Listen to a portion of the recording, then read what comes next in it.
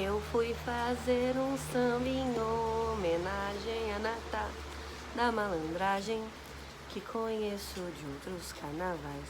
Eu fui a Lapa e perdi a viagem que aquela tal malandragem não existe mais.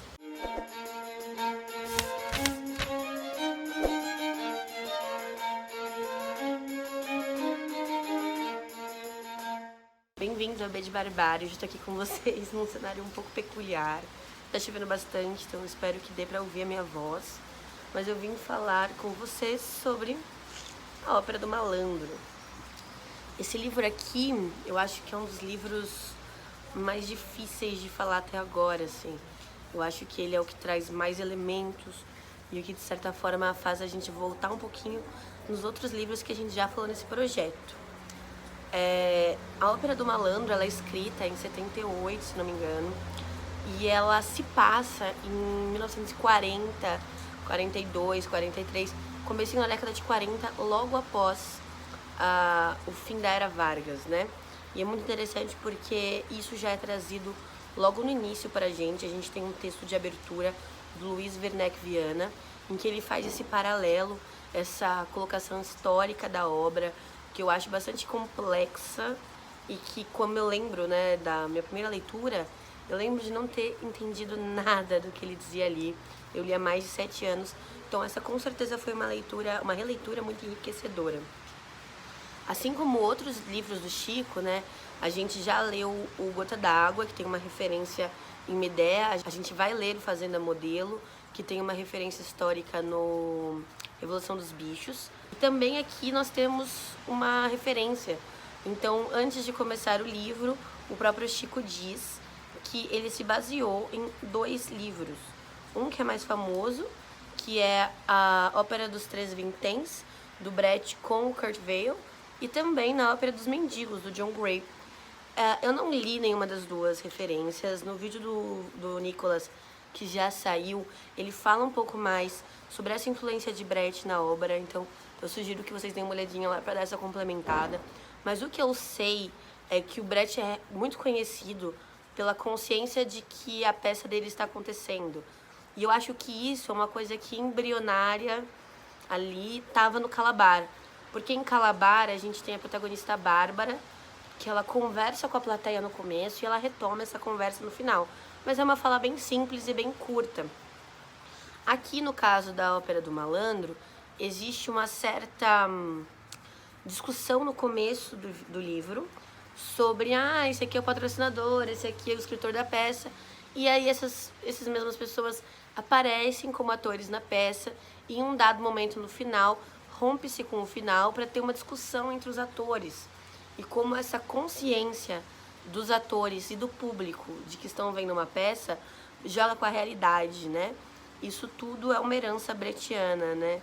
Mas o Nicolas com certeza vai explicar melhor lá no Las Hojas Muertas, vai estar aqui na playlist o vídeo dele. Além disso, eu acho muito interessante como o Chico Buarque joga com a consciência dos patrões. Porque aqui nessa peça a gente tem 2 patrões principais. O Duran, que é um malandro mais velho, que ele é mais classe média, mais estabelecido.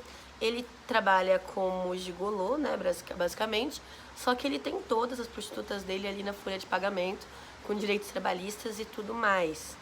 Mas qual é a questão? Eu acho que o Duran, ele é uma das maiores representações do que foi a época Vargas, assim, no sentido de sindicatos.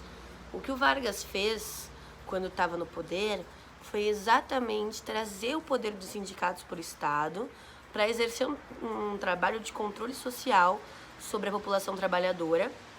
E é o que o Duran faz. Então, ele manipula as regras ali do jogo, as perdas, os ganhos das prostitutas, para que ele sempre saia ganhando. Tanto é que em um momento se escancara isso, quando ele mesmo demite as moças e fala: por que vocês não criam um sindicato? Não sei quem seria uma ótima representante de vocês. Então, ele brinca um pouco com isso. Mas se engana quem acredita que aqui o Chico Buarque tá falando só de Vargas. Acho que essa referência é importante, porque fala um pouco do movimento dos trabalhadores, que é algo muito caro para a época. Mas o que o Chico Buarque faz aqui é interessante porque faz a gente pensar no livro sob 2 pontos de vista. A gente tem que pensar no ponto de vista do momento em que ele estava sendo escrito e do ponto de vista qual ele representa. Então, ele estava sendo escrito em 78, durante a ditadura cívico-militar brasileira, mas ele reflete a década de 40, início da década de 40, quando a gente acaba de sair de um regime que é sem eleições, um regime que é chamado de totalitário, de golpista, que por muitos é visto como bom, mas que na verdade carrega muito do populismo, né, do Getúlio Vargas, e aí se tem várias discussões. E ele usa essa tática de espelhamento histórico para falar do passado, mas se referindo ao presente, o que é uma forma muito inteligente de fazer isso, porque de certa forma, né, se tem uma questão de censura, não, mas nós não estamos falando de agora, estamos falando do passado. E o Chico Buarque faz isso com grande maestria. Eu acho que a ruptura que tem no final, quando o escritor da peça decide se rebelar contra o produtor e depois acaba tendo um grande acordão, é uma grande movimentação comum, né? O que a gente conhece das organizações, não só sindicais, mas como várias organizações que se diziam a favor do povo, né? Que se diziam ali, mas que tinham, na verdade, jogos de interesse colocado. E o Duran, ele tem uma filha. O Duran é casado com a Vitória, tem a filha Terezinha. A Terezinha, que era interpretada pela Marieta Severo na primeira versão dessa peça. Na época, o Chico era casado com a Marieta ainda. Eles só se separam em 99, né? E aí a Terezinha, ela vai lá e se casa com o Max Overseas, que na verdade é o Sebastião. E aí eu acho interessante porque o Max, ele é um contrabandista, né? É um malandro e ele representa muito dessa imagem que se tem do brasileiro dessa década. Essa década não, talvez até anterior, né?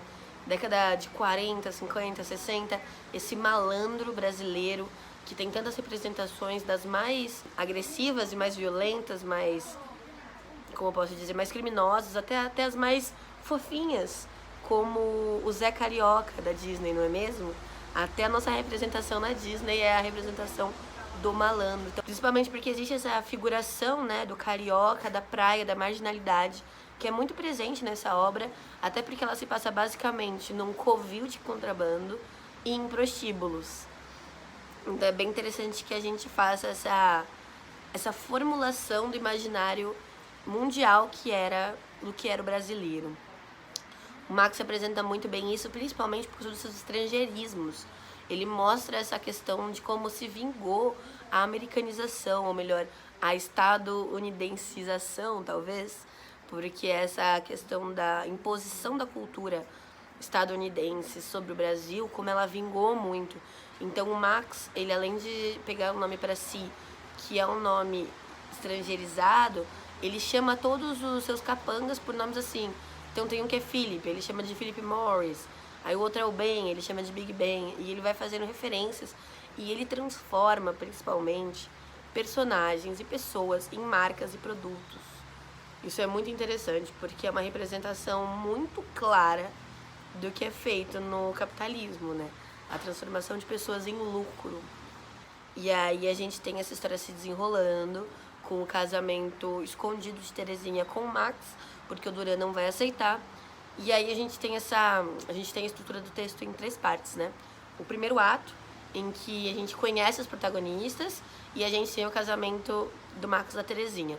No segundo arco, a gente começa a desenrolar as tretas entre os dois, o Duran e o Max, e a Terezinha ali no meio. E ela sabe muito bem o que ela tá fazendo, pelo menos essa é a impressão que a gente tem. O que ela vai fazer ali é transformar o negócio do Max em um negócio completamente legalizado, né? Então ela vai criar uma firma, ela vai lucrar legalmente com negócios legais, que é uma coisa muito comum, né?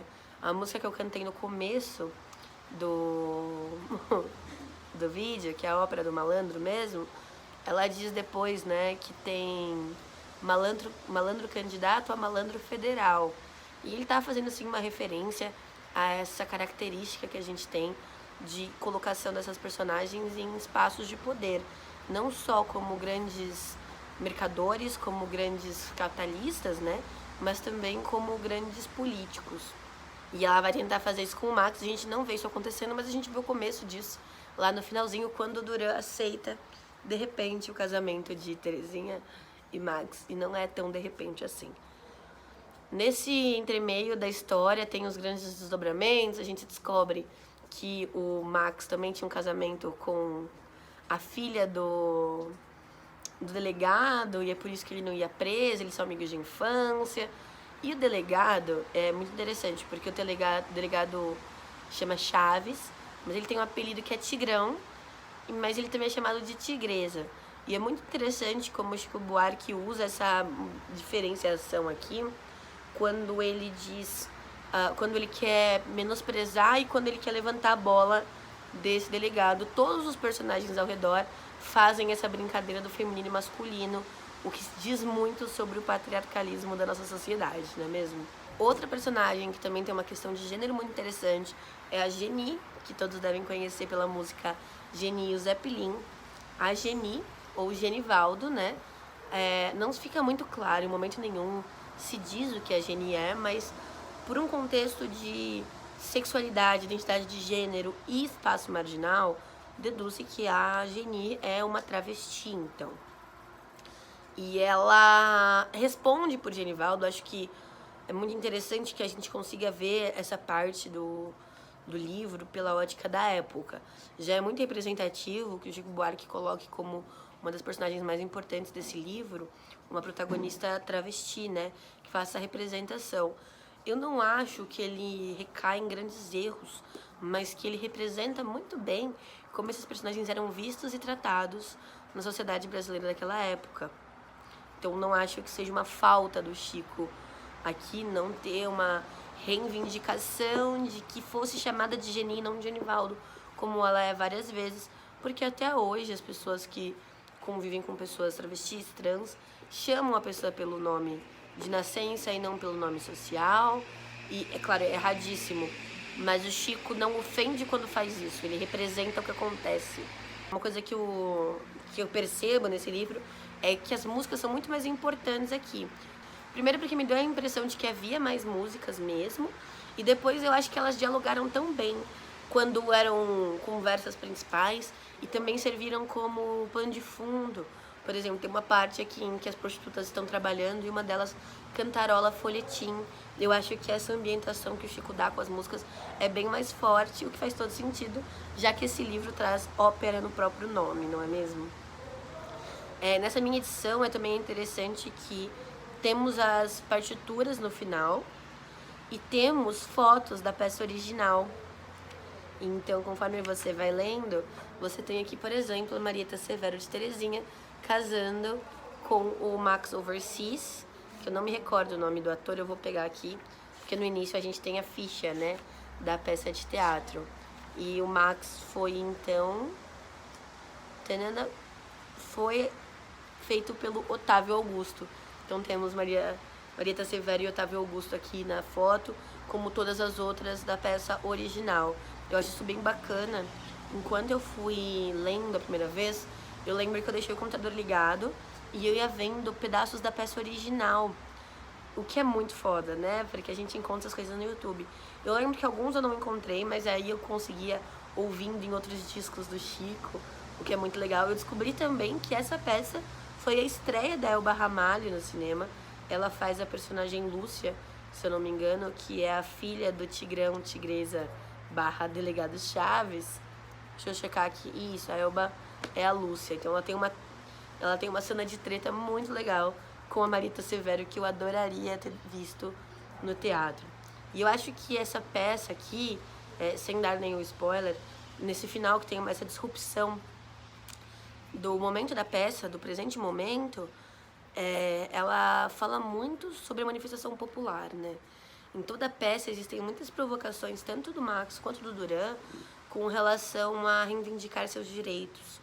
Eles não são capitalistas de marca maior, no sentido de serem donos dos meios de produção, mas eles são patrões. Eles estão no meio termo em que eles sabem a necessidade de direitos trabalhistas, mas eles também sabem os custos desses direitos trabalhistas e quanto esses custos comprometem seu próprio lucro. Então, em vários momentos, Quando um quer falar mal do outro, pras prostitutas, pros malandros das docas do Max, você tem ele jogando com os direitos trabalhistas. Sendo que o que, por exemplo, o Duran dá de direitos trabalhistas para as meninas, na verdade, é só fachada. Ele usa o máximo que ele pode do direito, né, da justiça, para assegurar que ele não vá sair sem o lucro final. Então, aquela coisa, para si, para eles, para os seus amigos, nada. Para os outros, a lei, né? Eles querem que os outros sejam punidos, que sejam investigados, que paguem os direitos trabalhistas, que garantam isso e aquilo, mas eles mesmos não fazem e eles entendem o porquê outros não fazem. Eles usam isso como ferramenta de manipulação o tempo todo. E quando a gente tem um final que incita a mudança, que incita o ir à rua e que mostra pra gente, acima de tudo, que se dependermos daqueles que estão acostumados a escrever a história, porque ganharam passando por cima de todos os outros, não há manifestação, não há ganho de direitos, não há ir à rua. As passeatas são canceladas quando os interesses políticos dos dominantes estão em conflito com a de outros dominantes. Mas quando estão em conflitos com a do povo, da população, dos trabalhadores, não importa. Eles vão passar o carro, vão tratorar a gente e vão seguir fazendo o que for melhor, tanto para suas falsas ideologias, quanto para os seus bolsos, né? Infelizmente, acho que é isso que a gente consegue tirar bastante aqui do livro do Chico Buarque. É interessante que no Instagram, é interessante que no Spotify eu encontrei uma gravação em teatro da ópera. Eu não me recordo quando que foi e quem canta, mas foi gravada no Rio e tem essa navalhinha aqui em comum na arte da capa do CD, do álbum. É bem legal porque isso é uma coisa que sempre me pegou muito na música Ópera do Malandro, porque ele fala: o malandro pra valer não espalha, aposentou a navalha, tem mulher e filho e tralha e tal. Então a navalha é aquela coisa, né, da malandragem, do sacar na navalha, das ameaças, da própria questão do malandro bem arrumado, que a gente tem aqui na capa, inclusive. Eu adoro que essa figura de trás me lembra o Chico, eu acho que é um easter egg, sempre achei. E eu não podia deixar de terminar esse vídeo com um grande agradecimento, porque eu li esse livro há anos e eu tinha perdido a minha edição. Eu não tenho edição de Roda Viva e não tinha essa. Eu fiz um post falando sobre esse projeto, disse que eu estava atrás dessas duas edições e pedi para que me avisassem, se soubessem, porque o meu problema não é não ter agora, assim, o meu problema é não achar para comprar. E aí eu recebi esse livro, então, de um inscrito aqui do canal, o Rodrigo Reis. Ele é um queridíssimo.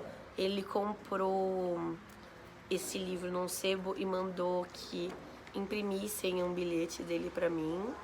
E foi muito interessante porque eu conheci ele no meu projeto de Hilda e ele tá me ajudando aqui com o projeto de Chico.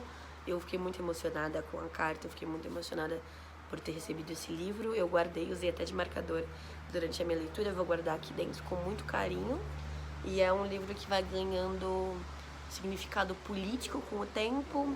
E agora com essa surpresa do Rodrigo, também significado emocional pra mim. Eu que tenho um coração de manteiga de garrafa. É isso, pessoal. Espero que vocês tenham gostado desse vídeo. Espero que tenha ficado fácil de ouvir com esses barulhos ao redor com os quais eu não tô acostumada a gravar. Mas eu não queria deixar vocês sem esse vídeo, não queria deixar vocês sem conteúdo nas férias. Agora em seguida nós vamos ler Roda Viva, que é o último livro de teatro do Chico Buarque. E é muito interessante porque essa ordem acabou sendo meio aleatória pelo fato de eu não ter a Ópera do Malandro e o Roda Viva. A gente deixou pro final, né? Pegou os primeiros livros que eu já tinha, o Nicolas tem todos. Mas eu achei interessante porque, além desse livro, depois de Calabar e A Gota d'Água, a gente vê que, como em Calabar, o Chico faz um recuo histórico para falar do presente e também usa essa questão da autoconsciência dentro da peça, que em Calabar eu acho que é um protótipo, aqui eu acho que é realmente muito bem utilizada. E aí a gente também tem um ambiente marginal e malandro e muito representativo do Rio de Janeiro da época E aí essas duas coisas pra mim se fundem nesse aqui, né? Se eu não me engano, o Calabar foi escrito antes e o Gota d'Água depois desse livro. Então acho que é um processo do Chico. Mesmo não lendo na ordem, a gente consegue enxergar esse processo. É isso, pessoal. Espero que tenham gostado desse vídeo. Se gostaram, se querem ficar sabendo quando sair o próximo vídeo, que é o vídeo do Roda Viva, se inscreva clicando na bolinha com o meu rosto que vai aparecer aqui. Dê umas olhadinhas no resto da playlist. Vou deixar pra vocês aqui. Um beijo e até a próxima.